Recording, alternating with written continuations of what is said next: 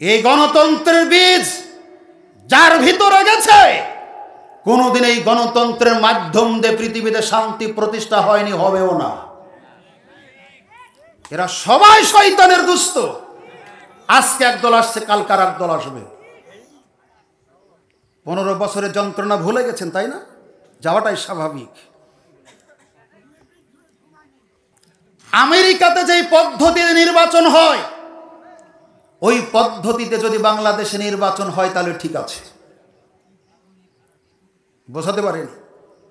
তার মানে এদেশের শিক্ষিত, অশিক্ষিত, মূর্খ সব মানুষের, মরা, তাজা, অসুস্থ সব মানুষের ভোটের দাম কিন্তু একই। একই না? কিছুক্ষণ আগেও স্লোগান দিলেন। একটা দেশের ভালো মন্দ বোঝার ক্ষমতায় লোকটার আছে কিনা, এটা যারা নির্বাচিত করবেন তাদের এই মেধা থাকতে হবে। কিন্তু যেই লোকটা উলঙ্গ, ওর পরনে কোনো পোশাক নেই, পাগল, এইরকম লোক 10টা যদি একটা প্রার্থীকে ভোট দেয়, আর এই দেশের সর্বোচ্চ শিক্ষিত 9টা লোক যদি আর একটা প্রার্থীকে ভোট দেয়, তাহলে জিতবে কারটা? কি বোঝাতে পারি না আপনাদের? দেশের সবচাইতে পাগল, শ্রেষ্ঠ পাগল, পরিচিত পাগল, ওর জ্ঞান ছিল না কখনো, উলঙ্গ হয়ে থাকে, এরকম 10 জন ভোট দিবে একজনকে। আর এই দেশের সর্বোচ্চ শিক্ষায় শিক্ষিত 9 জন মানুষ ভোট দিবে একজনকে, জিতবে কারটা? তাহলে এই পদ্ধতিতে পৃথিবীতে শান্তি কায়েম করা সম্ভব? কোশ্চিন কালেও না।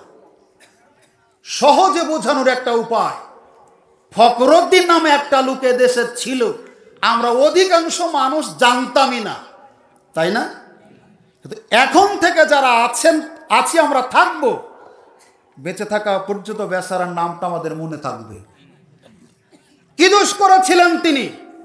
দেশে কেন থাকা হয়নি? তার মানে আমরাই ভালো নই। এখন যে সরকার আছে, কোনো ভোটে নির্বাচিত সরকার? আপনারা আমার কাছে কোনোদিন এসেছিলেন? থাকলে সমস্যা কি হচ্ছে আমাদের? কি কথা বলেন? এই যে বলছেন যে গণতান্ত্রিক সরকার না, গণতান্ত্রিক মানে যে আপনি জনগণকে মেরে পিটে টাকা দিয়ে ভয় দেখিয়ে মরা মানুষের, বিদেশে আছে সেই মানুষের ভোট নিয়ে নেতা হবেন, হবার পরে গম চুরি করবেন, টিন চুরি করবেন, চাউল চুরি করবেন, দেশের জনগণের মাথার ঘাম পায়ে ফেলা ট্যাক্সের টাকা চুরি করে বিদেশে পাচার করবেন। এই গণতন্ত্র চাচ্ছি না আমরা? কথা বলেন, এই গণতন্ত্র আমরা চাচ্ছি? তাহলে ডক্টর ইউনূস থাকলে আমার আপনার ক্ষতি কোথায়? এই পদ্ধতিটাই হলো প্রকৃত পদ্ধতি নেতা নির্বাচনে। কালে ভদ্রে ব্যক্তির চিন্তা চেতনার কারণে ব্যক্তিটা চেঞ্জ হতে পারে, এটা আলাদা। যে এই ব্যক্তিটা ইসলামী নয়, ইসলামী কাউকে আনবো, এটা জনগণের ব্যাপার। কিন্তু পদ্ধতি এটাই, যেখানে শিক্ষিত মানুষেরা আর একজন যোগ্য মানুষকে নির্বাচিত করবেন, এ ব্যাপারে আপামর সর্বসাধারণের কোনো গুরুত্ব নেই। যারা শিক্ষিত মানুষ, যারা যোগ্যতা রাখে নেতা নির্বাচিত করার, তারাই কেবল নেতা নির্বাচিত করবেন। আমরা জানি প্রত্যেকটা শব্দের দুটি অর্থ থাকে, একটা শাব্দিক আর একটা পারিভাষিক। বেদাত শব্দটা আরবি, যার শব্দের অর্থ হলো পূর্বের নমুনা ছাড়াই নতুন করে কোনো কিছু তৈরি করা, এমন কিছু তৈরি করা, এমন কিছু বানানো যার নমুনা, দৃষ্টান্ত, উপমা, উদাহরণ এটা তৈরি করার আগে ছিল না। নতুন কিছু তৈরি করার নামই হলো বেদাত। শরীয়তের পরিভাষায় ধর্মের নামে নবী যেটা করেননি, বলেননি, যেটার অনুমোদন দেননি, এমন কোনো বিষয় কেউ যদি নতুনভাবে তৈরি করে ধর্মের ভিতরে ঢুকিয়ে নেকি মনে করে আমল করে, তাহলে সেটা হবে বেদাত। শাব্দিক অর্থের সাথে পারিভাষিক অর্থের বিরাট একটা ব্যবধান আছে। যেমন ইতপূর্বে আমাদের সমাজে অসংখ্য বিষয় ছিল না, প্রয়োজনের তাকিদে নানামুখী কারণে আমরা অনেক বিষয় তৈরি করেছি। এই বিষয়টা আমাদের কাছে পরিষ্কার না হবার কারণে, স্বচ্ছ না হবার কারণে সাধারণ পাবলিক যতখানি গোঁড়ামি করে না, তার চাইতে বেশি গোঁড়ামি করে অসংখ্য আলেম ওলামারা। যেমন আগের জমিতে চাষাবাদ করেছেন মুরব্বী যারা, জৈব সার দিয়ে, গোবর দিয়ে, আপনার সবুজ সার দিয়ে। এখন জমিন চাষাবাদ করা হয় রাসায়নিক সার দিয়ে, লাঙ্গল গরুর হাল বাদ দিয়ে ট্রাক্টর ব্যবহার করা হচ্ছে। মানুষ আগে পায়ে হেঁটে অনেক দূর দূরান্তে যাতায়াত করেছে। সময় বাঁচানোর জন্য আবিষ্কারের কারণে নানানমুখী যানবাহনে চড়ে এখন মানুষ এখানে সেখানে যাতায়াত করে। কিন্তু এই সৃষ্টির সাথে, এই তৈরির সাথে, এই আবিষ্কারের সাথে ধর্মীয় বেদাতের দূরতম কোনো সম্পর্ক নেই। যেমন যখন আমরা বলে থাকি যে এই কাজটা নবীজি করেননি, যেটা তিনি বলেননি, যেটা করতে বলতে অনুমোদন দেননি, সেটাই হলো বেদাত। তখন এক শ্রেণীর মানুষ আমাদের কাছে প্রশ্ন ছুড়ে দেন, আল্লাহর নবী তো মাইকে কথা বলেননি, তাহলে আপনারা মাইকে কথা বলছেন, এটা তো বেদাত। আল্লাহর নবী মোবাইল ঘড়ি ব্যবহার করেননি, আপনারা তো মোবাইল ঘড়ি ব্যবহার করছেন, এটাও তো বেদাত। আমরা বলি আল্লাহর নবী তো বাংলাতে কোনোদিন কথা বলেননি, তার ভাষা ছিল আরবি। আমরা যেহেতু বাংলাতে কথা বলছি, বাংলাতে কথা বলাও বেদাত। আল্লাহর নবী বাংলাদেশে কোনোদিন আসেননি, তিনি কাটিয়েছেন মক্কা মদিনাতে।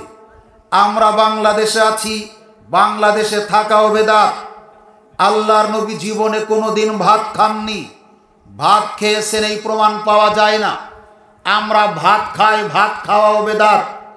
তার মানে যারা এই কথাগুলি আমার আপনার সামনে উপস্থাপন করে, এরা হলো ধর্মের নামে গোঁড়ামি করে। আমরা মাইকে কথা বলছি, মাইকে কথা বলা ইবাদত মনে করে আমরা বলি না। শ্রোতারা অনেক দূরে আছে, যাতে শব্দটা, সাউন্ড সিস্টেমটা তাদের কাছে সহজে পৌঁছানো যায়, এই পৌঁছানোর মাধ্যম হিসেবে আমরা মাইক ব্যবহার করি। আমরা দূরতম কোনো জায়গাকে সময় বাঁচানোর জন্য আমরা যানবাহন ব্যবহার করি, মাইক ব্যবহার করি, নেকি মনে করে নয়। যানবাহনে চড়ি, নেকি মনে করে নয়। বাংলাতে কথা বলি, নেকি মনে করে নয়। আমরা ভাত খাই, নেকি মনে করে নয়। বাংলাদেশে বসবাস করি, নেকি মনে করে নয়। জন্মস্থান হিসেবে আমাদের বাংলাদেশ, তাই আমরা বাংলাদেশে বসবাস করি। আমাদের দেশের প্রধান খাদ্য ভাত আর মাছ, সেই হিসেবে আমরা এটা খাবার খাই, ইবাদত মনে করে খাই না। সম্মানিত উপস্থিতি, সেই ক্ষেত্রে ইবাদতের নামে আমি, আপনি, আমরা যা কিছু করব, সেই করাটা হয় নবী করেছেন এমনটি হতে হবে, অথবা নবী করতে বলেছেন এমনটি হতে হবে, অথবা তিনি মৌন সম্মতি দিয়েছেন এমনটি হতে হবে। আমার আপনার প্রত্যেকটা ইবাদত এই তিনটির কোনোটির একটির সাথে দলিল থাকতে হবে। তার মানে আরো পরিষ্কার করি, আল্লাহর নবী হাদিস যেগুলো বলেছেন এগুলোকে বলা হয় কাউলি, যা তিনি করেছেন বলা হয় ফেলি, আর যেটাকে তিনি মৌন সম্মতি দিয়েছেন এটাকে বলা হয় তাকরিরি। এই ক্ষেত্রে আমি, আপনি, আমরা ইবাদতের নামে যা কিছু করব, সেটা হয় নবী করেছেন এমন দলিল দ্বারা প্রমাণিত হতে হবে, অথবা নবী করতে আদেশ করেছেন এমন দলিল দ্বারা প্রমাণিত হতে হবে, অথবা নবীর মৌন সম্মতি ছিল এটা করার ব্যাপারে এমন একটা দলিল থাকতে হবে। আরো সহজ করে বোঝায়, আপনার জন্ম নিবন্ধনের কার্ড সব কিছু কম্পিউটারাইজড করে বের করেছেন, সচিবের সিগনেচার আছে, চেয়ারম্যানের সিল সই নাই, এটার কোনো দাম আছে? কথা বোঝা যায়? এটার কোনো দাম আছে? আপনি SSC pass, HSC pass, degree pass, masters pass করার সার্টিফিকেট জাল করে নিয়ে এসেছেন, যেখানে আপনার পরীক্ষকের স্বাক্ষর নেই, চ্যান্সেলরের স্বাক্ষর নাই, এই দলিল দিয়ে এই সার্টিফিকেট দিয়ে কোনো চাকরি হবে? কথা বলেন। আমি আপনি যে ইবাদতগুলি করি, এই ইবাদতের দলিল হিসেবে রসুল সাল্লাল্লাহু আলাইহি ওয়াসাল্লামের আনিত এই তিনটি পদ্ধতির কোনো একটি পদ্ধতি থাকতে হবে। যদি না থাকে, ইবাদতটা আমার আপনার কাছে যতই সুন্দর হোক না কেন আল্লাহর কাছে গ্রহণীয় হবে না।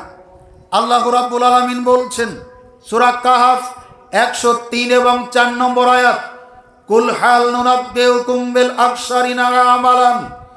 হে রাসূল সাল্লাল্লাহু আলাইহি ওয়াসাল্লাম, আমি কি বলে দিব ওই সমস্ত আমলকারীদের ব্যাপারে যারা দুনিয়াবি জীবনে অসংখ্য আমল করে কিন্তু এ ব্যাপারে তারা ক্ষতিগ্রস্ত। আমি আল্লাহ সুবহানাহু ওয়া তাআলা পার্থিব জীবনে তাদের যাবতীয় আমলকে নস্যাৎ করে দিই, নষ্ট করে দিই, ভঙ্গ করে দিই, একবারে টিকে না দুনিয়াতে শেষ করে দিই। আর তারা করে ভালো মনে করে তারা আমল করবে। আল্লাহ বলছেন আমি তাদের এই আমলটা দুনিয়াতেই নষ্ট করে দিব, কবর পর্যন্ত তাদের সাথে যাবে না। সম্মানিত উপস্থিতি, এই বেদাত যারা করে তাদেরকে বলা হয় বেদাতি। এই বেদাতীদের সংক্ষিপ্ত পরিচয়, তাদের ভিতরে কি কি ক্ষতিকর দিক আছে এটা তুলে ধরার পরে বাকি আলোচনার দিকে যাওয়ার চেষ্টা করব। সম্মানিত উপস্থিতি, জাবের রাদিয়াল্লাহু তাআলা আনহু বলেন, রাসূল সাল্লাল্লাহু আলাইহি ওয়াসাল্লাম বলেছেন, আম্মা বাদ ফাইন্না খায়রাল হাদিস কিতাবুল্লাহ ওয়া খায়রাল হাদী হাদু মুহাম্মাদিন সাল্লাল্লাহু আলাইহি ওয়াসাল্লাম। শুনে রাখো, সবচাইতে উত্তম কথা হলো, সবচাইতে উত্তম বাণী হলো আল্লাহর বাণী, আল্লাহর কথা। আর সবচাইতে উত্তম পথ প্রদর্শক হলেন মুহাম্মদ সাল্লাল্লাহু আলাইহি ওয়াসাল্লাম। এরপরে তিনি বলছেন, ওয়াশাররাল উমুরি মুহদাসাতুহা। মনে রাখো, সবচাইতে নিকৃষ্ট হলো, সবচাইতে খারাপ হলো দিনের ভিতরে নতুন কোনো কিছু ঢুকানো। তার মানে আমরা যেই দিনের অনুসারী, আমাদের উপরে যেই দিন আল্লাহ দিয়েছেন, এই দিনের নাম হলো ইসলাম। এই ইসলামটা পরিপূর্ণ, এর ভিতর থেকে বের করার কোনো সুযোগ নেই, ঢোকানোরও কোনো সুযোগ নেই। বলা হয়ে থাকে Islam is the complete code of life, ইন দ্য দীন ইনদাল্লাহিল ইসলাম। আল্লাহর নিকট পরিপূর্ণ জীবন ব্যবস্থার নাম হলো ইসলাম। ধরে নিন, ইসলাম এক গ্লাস পরিপূর্ণ পানির মতো, এখানে আর ঢোকানোর জায়গা নেই। যদি আপনি ঢোকান, ভর্তি গ্লাস থেকে পানি উপচে পড়বে। আপনি অতিরিক্ত যেটা ঢোকালেন, পরে যেটা ঢোকাতে চাচ্ছেন, এখান থেকেও কিছু বের হবে, আগে গ্লাসে থাকা পানি থেকেও কিছু বের হবে। আরো সহজ করি, এক গ্লাস দুধ কানায় কানায় পরিপূর্ণ, ইসলামটা এরকম পরিপূর্ণ। আপনি যদি বাহির থেকে পরিপূর্ণ এক গ্লাস দুধের ভিতরে কিছু পানি ঢালার চেষ্টা করেন, তাহলে কি হবে? বলেন না, কি হবে? কি পড়ে যাবে? খালি কি দুধ পড়বে না পানিও পড়বে? বোঝানো হচ্ছে এক গ্লাস খাঁটি দুধ, এর ভিতরে যদি পানি ঢোকানোর চেষ্টা করেন তাহলে উপচে পড়ে যাবে। পড়ে যাওয়ার সময় খাঁটি দুধও পড়বে, ভেজাল পানিও পড়বে। ঠিক একইভাবে ইসলামটা পরিপূর্ণ। রসুল সাল্লাল্লাহু আলাইহি ওয়াসাল্লাম বেঁচে থাকতেই এই বিশ্বাস আপনারা করেন? ইসলাম পরিপূর্ণ না অসম্পূর্ণ? ইসলাম কি এমন ছিল রসুল সাল্লাল্লাহু আলাইহি ওয়াসাল্লাম বেঁচে থাকতে ইসলামের কোনো একটা দিক, ইসলামের কোনো একটা সাইট, ইসলামের কোনো একটা বিভাগ অসম্পূর্ণ ছিল, অপূর্ণ ছিল, ঘাটতি ছিল, কমতি ছিল? নবী মারা যাওয়ার পরে আল্লাহ কোনো পীর দিয়ে, আল্লাহ কোনো মাশায়েখ দিয়ে, আল্লাহ কোনো গাউস কুতুব দিয়ে বাকি অংশটা পরিপূর্ণ করেছেন, এরকম কি? বুঝতে পারলে কথা বলবেন। ইসলাম পরিপূর্ণ নবীজি বেঁচে থাকতেই না মারা যাওয়ার পরে। তাহলে আয়াতটা কি করবেন? আল্লাহ সুবহানাহু ওয়া তাআলা বলছেন, আল-ইয়াওমা আকমালতু লাকুম দীনাকুম ওয়া আতমামতু আলাইকুম নিআমাতি ওয়া রাদিতু লাকুমুল ইসলামা দীনান। হে রাসূল, আমি ইসলামকে পরিপূর্ণ করে দিলাম, ইসলামকে তোমাদের উপরে দিয়ে আমি আল্লাহ রাজি খুশি হয়ে গেলাম। রাসূল সাল্লাল্লাহু আলাইহি ওয়াসাল্লাম বেঁচে থাকতেই ইসলাম পরিপূর্ণ। অতএব এই পরিপূর্ণ ইসলামের ভিতরে কেউ যদি কোনো কিছু ঢুকানোর চেষ্টা করে তাহলে সেখান থেকে পিওর ইসলাম ততখানি বের হয়ে যাবে যতখানি পরে কেউ ঢুকাবে। অতএব এরপরে যে ইসলাম থাকবে এটা হলো ক্ষত বিক্ষত ইসলাম, ত্রুটিযুক্ত ইসলাম, শিরক বেদাতে ভরপুর ইসলাম। এটার খাঁটি ইসলাম থাকে না। এজন্য যারা বেদাত করে তারা বেদাত করা হলো ভ্রষ্টতা, যারা বেদাত করে তারা হলো পদভ্রষ্ট। অথচ এই হাদিসের অংশ বিশেষ যারা বেদাত করে তারাও জুমার খুতবাতে পড়ে, যারা বেদাত করে না তারাও পড়ে। কথা বলেন? জুমার খুতবাতে যারা বেদাত করে তারাও কিন্তু পড়ছে। ফাইন্না খায়রাল হাদিসে কিতাবুল্লাহ ওয়া খায়রাল হাদি হাদু মুহাম্মাদিন সাল্লাল্লাহু আলাইহি ওয়াসাল্লাম ওয়া শাররাল উমুরি মুহদাসাতুহা ওয়া কুল্লা মুহদাসাতিন বিদআ ওয়া কুল্লা বিদআতিন দালালা ওয়া কুল্লা দালালাতিন ফিন্নার। আমরা যেমন দেদারসে সুদের আয়াত পড়ি, আহাল্লাল্লাহুল বাইয়া ওয়া হাররামার রিবা, আল্লাহ সুদকে হারাম করেছেন আর ব্যবসাকে হালাল করেছেন। আমরা যতই এই আয়াত পড়ি ততই সুদ খাই। ঠিক একইভাবে বেদাতি যত এই বেদাতের বিরুদ্ধে খুতবা পড়ে ততই তারা বেদাত করে। কি সুদ মুস্তাহাব, তাই না? কি সুদ কি মুস্তাহাব না? তো কি সুন্নাত? কেউ তো খাই না আমরা, তাই না? আয়াতটা পড়ি চমৎকার, বারবার পড়ি, আহাল্লাল্লাহুল বাইয়া ওয়া হাররামার রিবা। আল্লাহ সুদকে হারাম করেছেন আর ব্যবসাকে হালাল করেছেন। আমরা যতবার পড়ি ততবার সুদ খাই, তার চাইতে বেশি খাই। তার মানে পড়ে পাঠকের কোনো ঈমান আমলের পরিবর্তন হয় না। একইভাবে জুমার খুতবাতে বেদাতের বিরুদ্ধে আরবিতে বললেও জুমার সালাত শেষেই বেদাত শুরু হয়ে যায়। এই জন্য যারা বেদাত করে তারা হলো পদভ্রষ্ট। সহিহ মুসলিম ইসলামিক ফাউন্ডেশন থেকে ছাপা 1878 নম্বর হাদিস। পরের যে বিষয়, যারা বেদাত করে তারা অভিশপ্ত, যারা বেদাত করে তারা অভিশপ্ত, লাআনাত প্রাপ্ত। আমরা একজন আরেকজনের জন্য বদদুয়া করতে গিয়ে অভিশাপ করি। এই অভিশাপ কার্যকর হতেও পারে, নাও হতে পারে। কারণ অভিশাপ আপনার প্রতি আমি করি, আমার দোয়াটা আল্লাহ ইচ্ছা করলে কবুল করতেও পারেন, নাও করতে পারেন। কিন্তু মনে রাখবেন, যারা বেদাত করে তাদের উপরে আল্লাহ অভিশাপ করেছেন।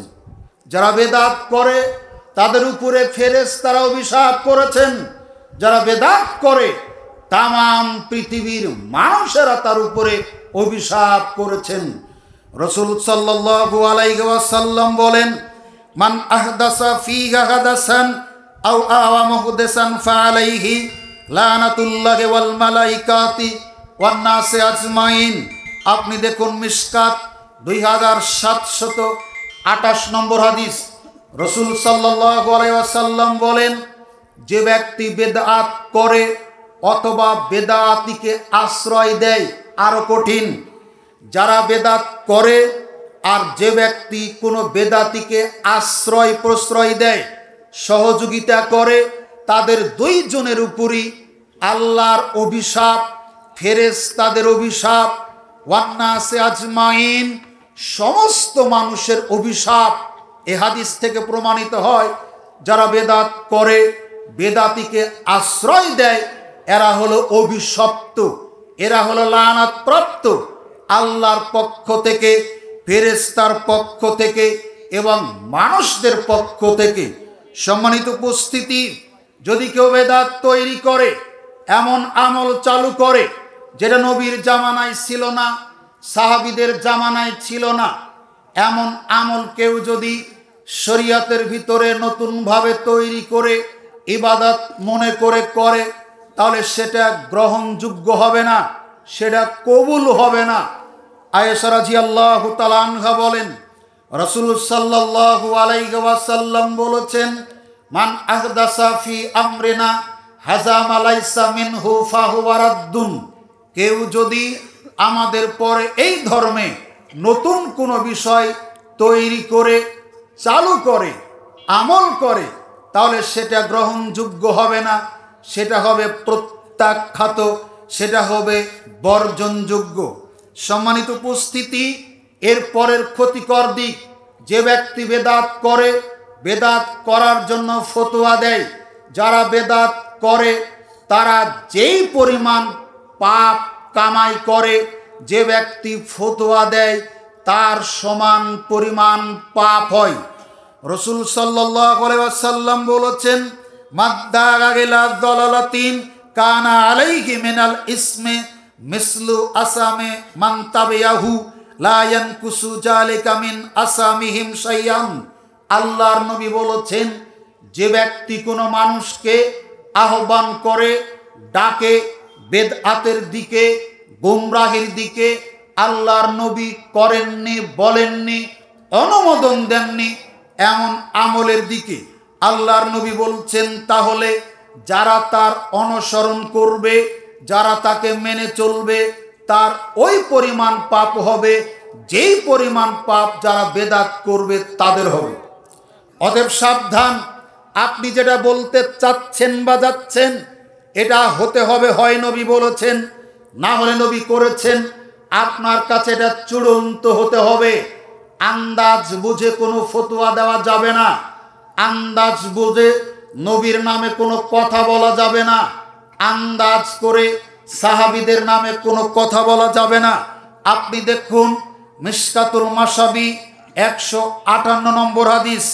চলুন পরে আপনাকে দেখায়, যারা বেদাত করে তাদের কোনো আমল আল্লাহ কবুল করেন না, অথচ বেদাতিরাই মনে করে পৃথিবীতে আমাদের চাইতে বেশি আমল কেউ আর করে না।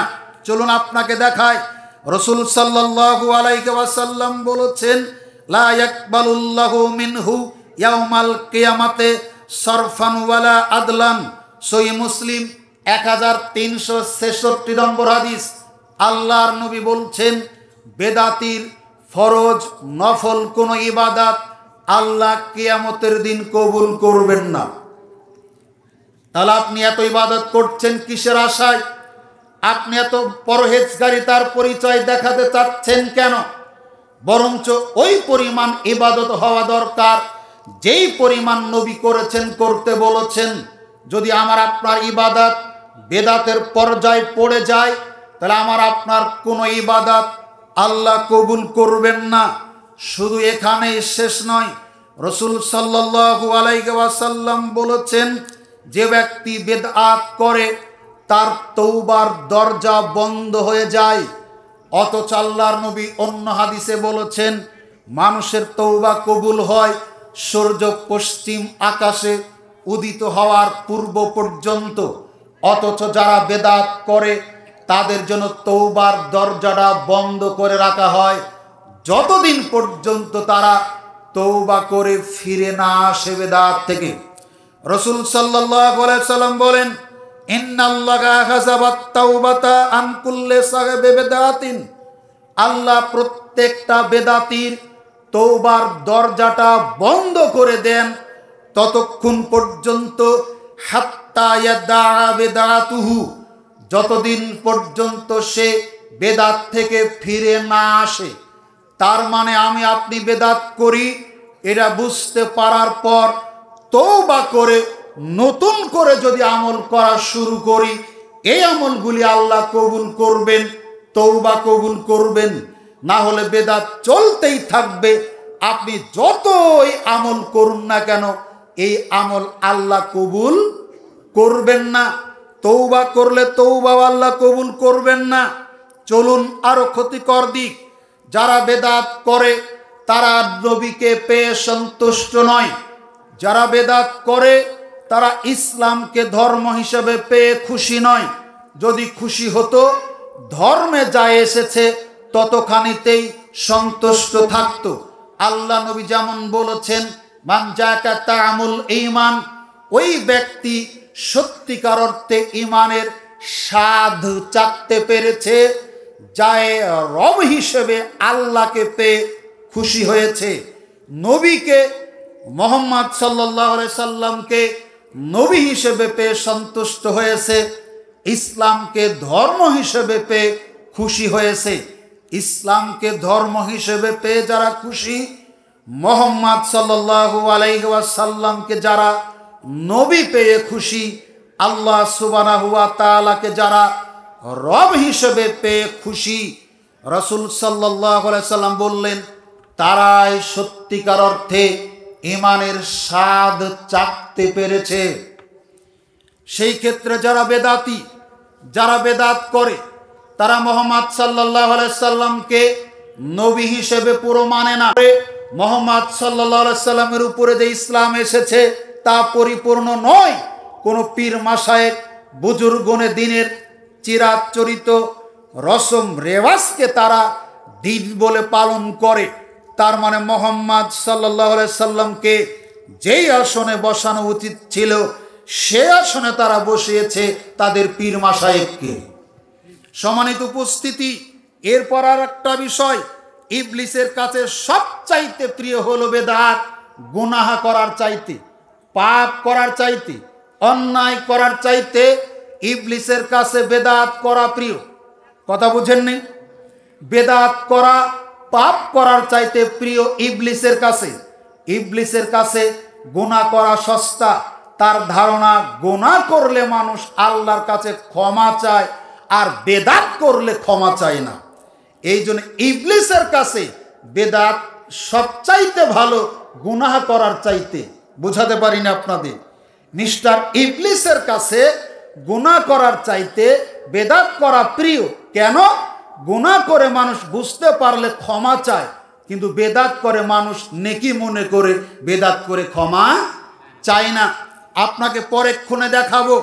এরপর আপনাকে বলি, বেদাত পরিমাণ, যেই পরিমাণ বেদাত কোনো সমাজে ঢুকে, কোনো ব্যক্তির মধ্যে ঢুকে, সেই পরিমাণ সুন্নাত ওই সমাজ থেকে, ওই ব্যক্তি থেকে আল্লাহ তুলে নেন।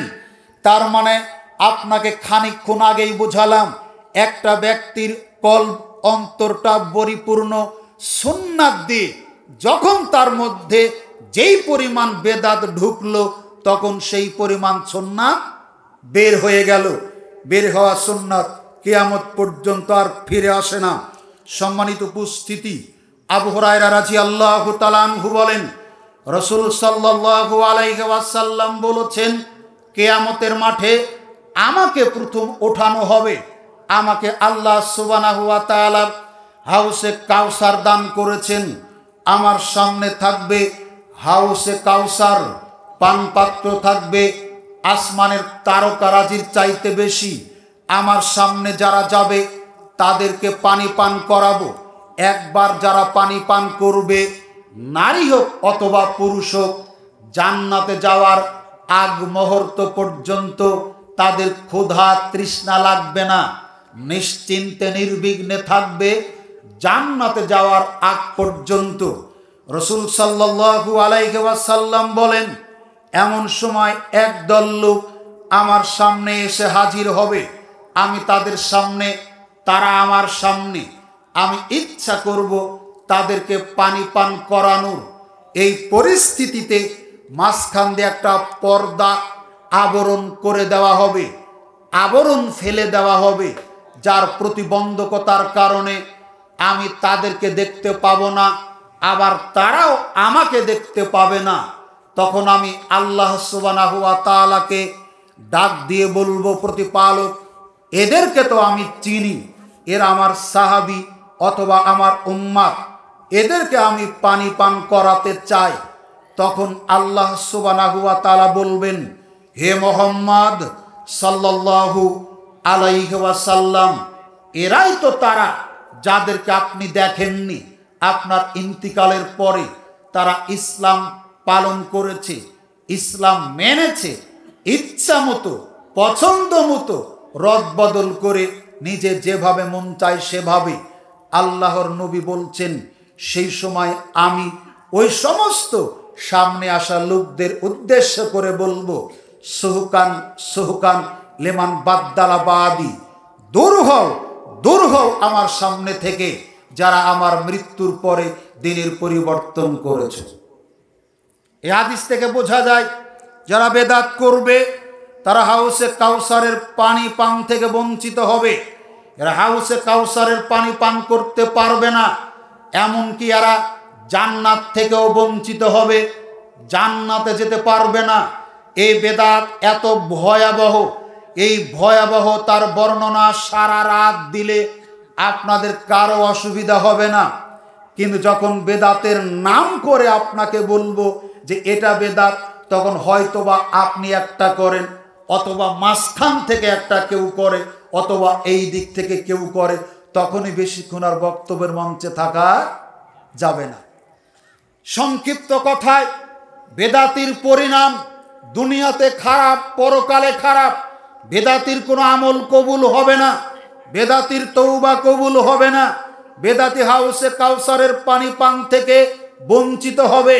বেদাতি চুরের চাইতেও খারাপ, কারণ চোর জানে চুরি করা পাপ, আর বেদাতি জানে বেদাত করা নেকি।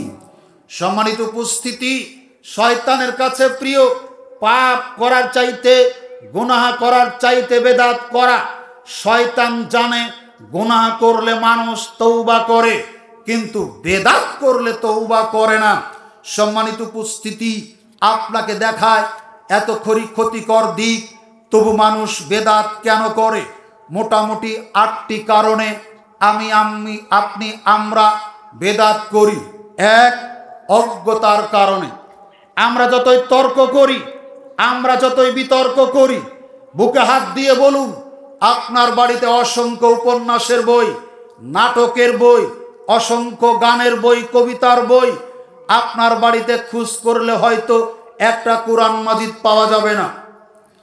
আপনি খাঁটি মুসলমান, আপনি যে তরিকাতেই হোক, যেই পদ্ধতিতেই হোক সালাত আদায় করেন, হন আপনি হানাফি, হন আপনি শাফি, মালিকি, হাম্বলি, হন আপনি আহলে হাদিস, অসংখ্য নামাজি মানুষ আছে যাদের বাড়িতে নামাজ শিক্ষার কোনো বই পর্যন্ত নাই। কথা বলেন? এখন যদি হাত তুলতে বলি, দেখবেন 100 জন মানুষের, আমার একটা ধারণা, এই অত্যাধুনিক বাংলাদেশেও এখনো যত মানুষ আছেন, হয়তো 50% মানুষের বাড়িতে যেই দলমা তরিকা মাযহাব মানেন না কেন, নামাজ শিক্ষার বই বাড়িতে নাই। এই অজ্ঞতার কারণে, এই মূর্খতার কারণে, এই বই পুস্তক থেকে দূরে থাকার কারণে মানুষ বেদাত করে। যেই হুজুর যেই সমাজে নেতৃত্ব দেয়, এই হুজুর যেইভাবে নেতৃত্ব দেয়, সেই সমাজের মানুষ সেইভাবে তার ধর্ম পালন করে, বাজ বিচার করার চেষ্টা করে না। কিছু বললেই তর্ক করে। ও কি কম জানে? ও কি কম বুঝে? এই একটাই দলিল তাদের কাছে। বাংলার জমিনে একটা কথা কেউ বলে না, ঠিক আছে তুমি যে কথাটা বলছো কোরআন হাদিসে থাকলে ঠিক আছে, না হলে আমরা ছেড়ে দিতে রাজি আছি। এই বলা লোকের সংখ্যা খুবই কম।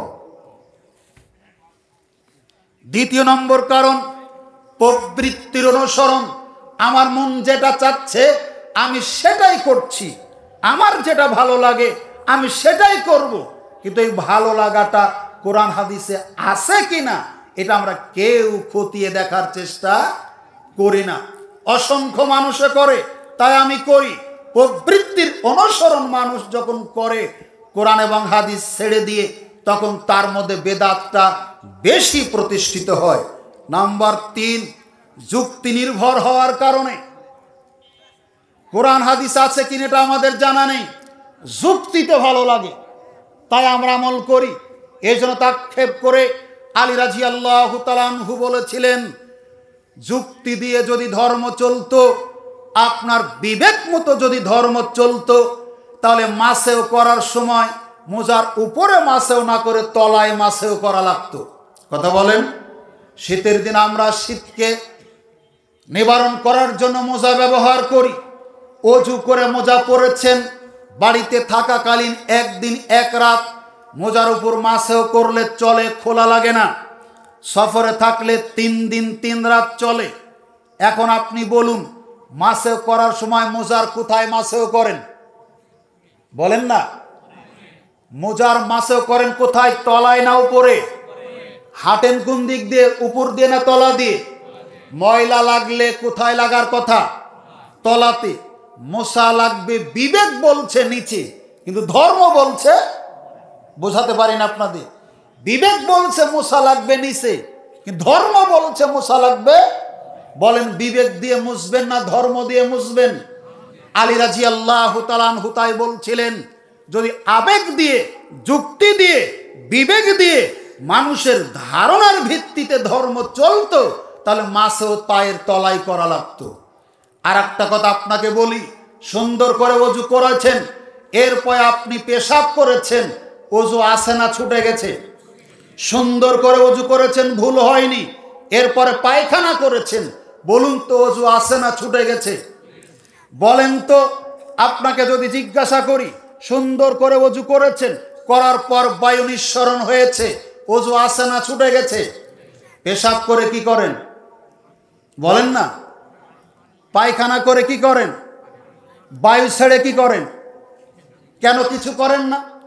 বিবেক দিয়ে যদি ধর্ম চলে, আপনার পেশাব করে পানি নেওয়া লাগে, পায়খানা করে পানি নেওয়া লাগে, বিবেক বলছে, বিবেক দিয়ে যদি ধর্ম চলতো, বায়ু ছাড়ার পরেও পাছা ধোয়া লাগতো। বিবেক দিয়ে ধর্ম চলে না। ধর্ম চলে কোরআনে থাকলে, ধর্ম চলে হাদিসে থাকলে, বুজুর্গানে দিন দিয়ে, পীর মাশায়েখ দিয়ে, ওলি আউলিয়া দিয়ে ধর্ম চলে না। ধর্ম চলে কোরআন আর হাদিসের ভিত্তিতে। সম্মানিত উপস্থিতি, যখন আপনি যুক্তি নির্ভর হবেন, তখন তো বলছেন ওই খাজা বাবা, আরে গান হারাম, বাঁশি হারাম, শরীয়তের মোল্লারা জানে না। আল্লাহ ইসরাফিল ফেরেশতাকে বসিয়ে রেখেছেন, তার মুখে কি আছে? কথা বলেন, কি আছে? ওই ব্যাককেল বেয়াদব ইতর অসভ্য প্রমাণ করতে চাচ্ছে গান বাজনা বাঁশি জায়েজ, কেননা ইসরাফিল ফেরেশতা মুখে বাঁশি নিয়ে আছে। এইভাবে যুক্তি দিয়ে ইসলামকে ক্ষতবিক্ষত করেছে। এই যুক্তির ভিত্তিতে ইসলাম বাংলার জমিন থেকে কবর দেওয়ার চেষ্টা করছে এক শ্রেণীর কাঠমোল্লারা, যেটা আপনারা সম্প্রতি দেখেছেন। এ ব্যাপারে বহু আগেই বলেছেন ইমাম আবু দাউদ রাহিমাহুল্লাহ, লাউলা হাযিহিল ইসাবাতুল আনদারাসুল ইসলামিয়া আনি আসহাবুল হাদিস, পৃথিবীতে যদি আহলুল হাদিসরা না থাকতো, তাহলে আরো বহুদিন আগে দুনিয়া থেকে ইসলাম মিটে যেত। যেই সময় বাংলাদেশে সিনেমা, যাত্রা গান তৈরি করার পরে হুজুর ডেকে পাওয়া যায় দোয়া করার জন্য, যাতে করে সিনেমা মার্কেটে বাজারজাত হতে পারে। এ হুজুর না? এ আরবি জানে না? অবশ্যই জানে। এই কিসিমের হুজুর যখন এসেছে, তাদের ধারণায় ইচ্ছা মতো যেটা বলছে সেটাই যেন ধর্ম। তাদের জন্য পথের কাঁটা আহলে হাদিসরা, সালাফিরা, সহিমান হাজের যারা, তারা আজকের এই পৃথিবীতে অশান্তি সৃষ্টির মূলে তারাই দায়ী। সম্মানিত উপস্থিতি, আপনাকে বলছিলাম 4th নম্বর কারণ, মানুষ বেদাত করার পিছনে অন্ধ অনুসরণ। কি অনুসরণ? অন্ধ অনুসরণ। একে বলা হয় তাকলিদ, মানে হুজুর যেটাই বলে সেটাই ঠিক, কোরআন হাদিসে থাকলেও ঠিক, না থাকলেও ঠিক। হুজুর এক শ্রেণীর মানুষ আছে সুবহানাল্লাহ সুবহানাল্লাহ বলতেই আছে, নাউজুবিল্লাহ যখন বলা লাগে তখনও সুবহানাল্লাহ, আলহামদুলিল্লাহ যখন বলা লাগে তখনও সুবহানাল্লাহ। মানে সুবহানাল্লাহর ব্যাধিতে ওরে ধরেছে। দেখেন না, সালাম ফেরানোর পরে বলছে ভাই আপনারা বসবেন, সুন্নাত নামাজের পরে ইমান আমলের বয়ান হইব, শুনলে বহুত কি হবে বলেন, বহুত কি হবে, ভূত পয়দা হবে, বহুত ভূত পয়দা হবে। তাই তো হয়েছে। এই ভূত সরানো খুব কঠিন। সম্মানিত উপস্থিতি, মানুষ যখন একজন মানুষের অন্ধ অনুসারী হয় তখন এই মানুষ হাজারো ধরনের বেদাত করে। যেমন একটা জিনিস আপনাকে দেখায়, এখান থেকে যান বিড়ালদহ মাজারে, এখান থেকে যান আমার নওগাঁর মান্দাউপুর উপজেলার ঐতিহাসিক কুসুম্বা মসজিদে, 5 টাকার নোটে যেটা দেখেছেন এটা আমার মান্দাতে।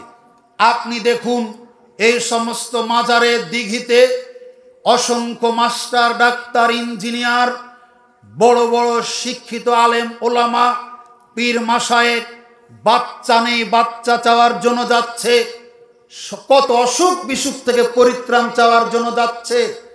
আপনি কোনোদিন চিন্তা করলেন না এত বড় লেখাপড়া শিখে এই লোকটা মাজারে গিয়ে সন্তান চায়, রোগ মুক্ত হওয়ার জন্য দোয়া করে। ওই মাজারের গেটেই একটা লুলা মানুষ, প্রতিবন্ধী মানুষ একটা থালা নিয়ে বসে আছে। এই পথে যারা পা বাড়াবে তাদের কাছে কিছু ভিক্ষা চাওয়ার জন্য। বোঝাতে পারি না আপনাকে? বোঝাতে পেরেছি? আপনি কুসুম্বার মসজিদে যাবেন, এই গেটের বাহিরেই দেখবেন 2 দিকে ফকিরের লাইন, ভাঙ্গা চূড়া থালা বাসন নিয়ে বসে আছে। বিড়ালদহ মাজারে যান, গেটের 2 দিকে অসহায় দরিদ্র মানুষেরা বসে আছে। ওই দরিদ্র মূর্খ আপনার প্রতিবন্ধী লোলা মানুষ, অশিক্ষিত মানুষের ঈমান বিবেক আপনার চাইতে লক্ষ কোটি গুণ বেশি ভালো। কারণ এই প্রতিবন্ধী লোকটা জানে বিড়ালদহ মাজারে টাকা পয়সা দিতে পারে না, এই জন্য ও টাকা পয়সা চায় কার কাছে? আর কথা বলেন না কেন? আপনার আমার কাছে চায়, যারা দেখতে যায় তাদের কাছে চায়। আর আমার আপনার মতো আহমক যারা, ব্যাকেল যারা, ইতর যারা, অসভ্য যারা, তারা চাই হলো ওই মাজারে। বুঝাতে পারিনি? আপনি পীরকে খাওয়ানোর চাইতে কুত্তাকে খাওয়ান নেকি বেশি হবে। ওই পীরকে খাওয়ানোর চাইতে কুত্তাকে খাওয়ান নেকি বেশি হবে। দলিল আবু হুরায়রা রাদিয়াল্লাহু তাআলা আনহু বলেন, একদিন এক পতিতালয়ের মহিলা, বেশ্যাখানার মহিলা একটা কূপের কাছে দেখলো তৃষ্ণার্ত কুকুর চতুর্দিকে ঘুরছে অথবা জিহবা বের করে মাটি চাটছে। মহিলা বুঝতে পারলো কুকুরটা পিপাসার্ত। কূপ আছে, বালতি নেই, কূপ আছে, রশি নেই। ওড়না ছিঁড়ে রশি বানালো, পায়ের মোজা রশিতে বেঁধে কূপের মধ্যে নামালো। ওখান থেকে তুলে পানি চিপে কুকুরকে পান করায়। কুকুর যতক্ষণ পান করলো মহিলা ততক্ষণ পান করালো। এরপর আর পান করতে চাচ্ছে না। বোঝা গেল কুকুরের তৃষ্ণা মিটে গেছে। আল্লাহর নবী বলছেন এই বেশ্যার মহিলাকে কুকুরকে পানি পান করানোর কারণে আল্লাহ ক্ষমা করে দিলেন। আপনি একটা দলিল দেখান, এই তারিখুর, মদখুর, ঘুষখুর, গাঁজাখুর হুজুরের সেবা করলে আপনার জীবনের একটা গুনাহ ক্ষমা হবে, দেখান। আশ্চর্য! আপনি বিশ্বাস করেন কিভাবে ইরাকের বাগদাদ থেকে হযরত শাহ সুফি করম আলী বাঘের পিঠে চড়ে বিড়ালদহতে এসেছিলেন? মানুষ বোকা হতে পারে, মানুষ মূর্খ হতে পারে, মানুষ ইতর হতে পারে, মানুষ অসভ্য হতে পারে, তাই বলে এত ইতর হতে পারে এটা অসম্ভব। সম্মানিত উপস্থিতি, কি করে সম্ভব আপনাকে বোঝাতে পারিনি। আপনার ঈমান আকীদা কোথায় চলে গেছে? যেই ক্ষমতাতে থাকার কথা ছিল আল্লাহ, সেই ক্ষমতাতে বসিয়েছেন করম আলীকে। শুধু তাই নয়, হিন্দুয়ানি প্রথাও হার মানে, হিন্দু ভাইদের ৩৩ কোটি দেবতা, এক একটা দেবতার ক্ষমতা এক এক রকম, এক একটা দেবতার খাবার এক এক রকম, এক একটা দেবতা থাকে এক একটা জায়গাতে। ঠিক আমরাও যেমন তেমন ধারণা করে নিয়েছি, মনে হয় শিক্ষা বিষয়ক মন্ত্রী একটা, খাদ্যের মন্ত্রী আর একটা। আল্লাহ মনে হয় সব দিতে পারেন না। কথা বলেন, আল্লাহ কি সব দিতে পারেন? আপনার ধারণার ভিত্তিটা কি? আপনার ভিতরে কেন এই ভ্রান্ত ধারণার উদয় হলো? আপনাকে বলছিলাম অন্ধ অনুসরণ ছেড়ে দিন। নাম্বার 5, যেই কারণে মানুষ অধিকাংশ বেদাতি হয়। বেদাতিদের সাথে বেশি সময় ওঠা বসা করলে হেদাতি মানুষও বেদাতি হয়ে যাবে। হাসান বসরি চমৎকার কথা বলেছেন, শোনো, তুমি কোনো বেদাতির কাছে বসো না। যদি তুমি কোনো বেদাতির কাছে বসো, তাহলে তোমার সুস্থ অন্তরকে অসুস্থ করে দিবে, করে দেয়। তাই দেখেন, আপনাকে বলি, যত যুক্তি নির্ভর, যত ভণ্ডামি ধারণা, তাদের ভিতরে সকালবেলা বাড়িতে আছেন, আপনার ঘুমিয়ে আছেন, আপনাকে ডেকে তুলল, ডাক শুনে উঠলেন, বাইরে গিয়ে দেখলেন বিশাল দাড়ি, জুব্বা পরা, পাগড়ি পরা, হাতে তসবিহ, সুবহানাল্লাহ সুবহানাল্লাহ করতে আছে, মুখে মাশাআল্লাহ হাকিমপুরি দিয়ে পানও আছে। আছে না? যত রকমের হারাম খাবার মসজিদে বসেই খায়। আপনাকে ডেকে বের করলো, সালাম দিয়ে মুসাফা করে 2 হাতে ধরে আছে, বলছে আমি সালাম দিলাম, নেকি পেলাম 30টি, আর আপনি সালাম নিলেন, আপনার নেকি হলো 60টি। 2 জনে মিলে নেকি হলো 90টি। আমি যদি এখানে না আসতাম, আপনাকে সালাম না দিতাম, মুসাফা যদি না করতাম, এই নেকি হতো না। কিয়ামতের দিন নেকির অনেক দরকার আছে। অতএব চলুন দিনের জন্য একটু মেহনত করি। এই যে ধোকায় পড়ে গেলেন 90 নেকি। কত নেকি? কথা বলেন, কত নেকি? আপনি কাউকে জিজ্ঞাসা করলেন না সালামে 90 নেকি হয় কিনা? যদি হয় কোন হাদিসে আছে? তাহলে এতদিন বলেননি কেন? এখানে কোনো প্রশ্ন করেন না। যত প্রশ্ন আমাদেরকে করেন। আল্লাহর নবী বসে আছেন সাহাবীদের নিয়ে, একজন সাহাবী আসলেন, সালাম দিলেন, আসসালামু আলাইকুম, ফারাদ্দা আলাইহি সুম্মা জালাসা। আল্লাহর নবী সালামের জবাব দিলেন, লোকটা বসে গেল। আল্লাহর নবী বললেন, তোমার 10 নেকি হলো। কয় নেকি? কোন পর্যন্ত বলেন না? আসসালামু, সালাম দিয়ে বসে না, সালাম কোন পর্যন্ত যাচ্ছে খেয়াল করুন। আজকের সম্মেলন অন্যান্য আর 10টা সম্মেলন চাইতে আলাদা। বাড়িতে কিছু নিয়ে যাওয়ার চেষ্টা করুন। আসসালামু আলাইকুম এই পর্যন্ত বলে বসে গেল। আল্লাহর নবী সালামের জবাব দিয়ে বললেন, আসসালামু আলাইকুম এই পর্যন্ত তুমি বললে, তোমার 10 নেকি হলো। সুম্মা যা আখার, এরপর আর এক ব্যক্তি আসলো, সালাম দিচ্ছে, আসসালামু আলাইকুম ওয়া রাহমাতুল্লাহ। খেয়াল করুন, ফারাদ্দা আলাইহি সুম্মা জালাসা। আল্লাহর নবী সালামের জবাব দিলেন, লোকটা বসে গেল। আল্লাহর নবী বললেন, তোমার 20 নেকি হলো। সুম্মা যা আখার, এরপর আর এক ব্যক্তি আসলো, সালাম দিল, আসসালামু আলাইকুম ওয়া রাহমাতুল্লাহি ওয়া বারাকাতুহু। ফারাদ্দা আলাইহি সুম্মা জালাসা। আল্লাহর নবী সালামের জবাব দিলেন, লোকটা বসে গেল। আল্লাহর নবী বললেন, তোমার 30 নেকি হলো। এই পর্যন্তই তো শেষ। আল্লাহ দিবেন 30 নেকি, নবী বলেছেন হবে 30 নেকি, আর হুজুর বলল 90 নেকি। বলুন তো, আল্লাহ নবী বড় না হুজুর বড়? আশ্চর্য। আল্লাহ বললেন 90 নেকি নয়, 30 নেকি। নবী বললেন 30 নেকি, আর হুজুর বললেন 90 নেকি। তারপরেও বলছেন আল্লাহ বড়। এখানে তো হুজুরই বড়। 90 নেকি দেবেন যে হবে না, এটা তো আমাদেরকে শুধু বলেন, ওই হুজুরকে বলেন না। আর ওই নেকিটা নেওয়ার জন্যই আপনি দিনের মেহনতে গেছেন।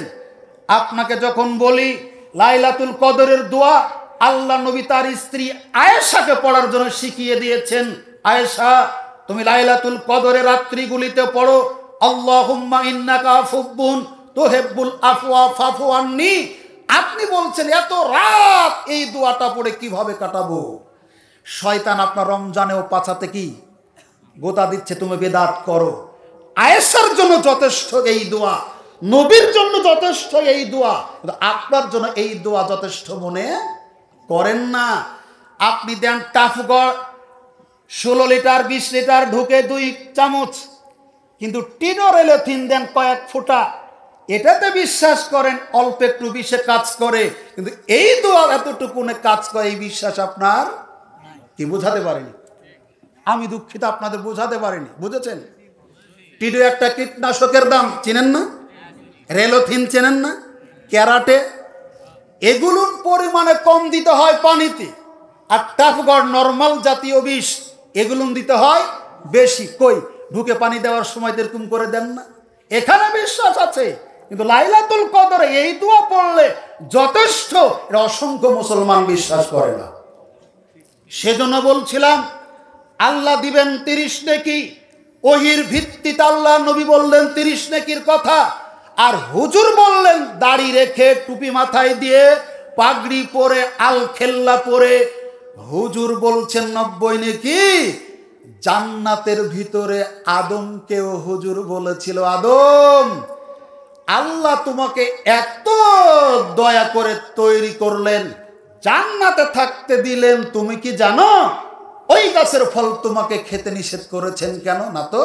তো তখন ওই বুজুর্গানে দিন বলছে আল্লাহ বেশি দিন তোমাকে জান্নাতে রাখতে চাচ্ছেন না, আর এই গাছের ফল খেলে তুমি চিরদিন জান্নাতে থাকবে, আল্লাহ বের করে দিতে পারবেন না। আল্লাহ চাচ্ছেন তোমাকে বেশি দিন রাখবেন না, এজন্য নিষেধ করেছেন ওই ফল খেতে, তুমি ফল খেলে চিরদিন থাকবে। আদম ভুল বুঝে ফল খেল। এই মুরব্বিটাকে বলেন তো কোন শয়তান? ইবলিস। এখন এই 2 মুরব্বির মধ্যে পার্থক্যটা দেখেন তো। বোঝাতে পারিনি আপনাকে, আল্লাহ মাফ করুক, আল্লাহ মাফ করুক। ধর্মের নামে মানুষ মিথ্যা বলে কি করে?